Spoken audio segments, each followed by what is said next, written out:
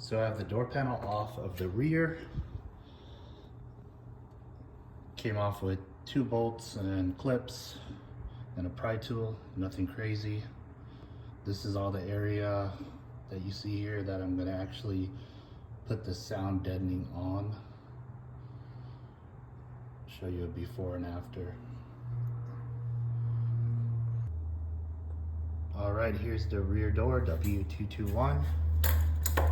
And as you can see, I covered every part of that metal that was exposed.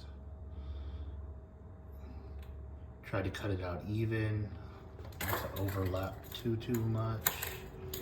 And then when you're doing it, make sure that you leave your holes not covered. And that is it. Put the door panel back on. And it's definitely a mod that's worth it because it's very quiet.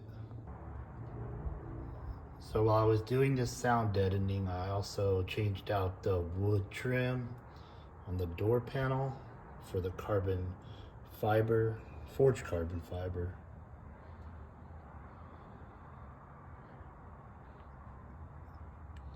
And that's all in there. Now I'm just gonna put the door panel back on.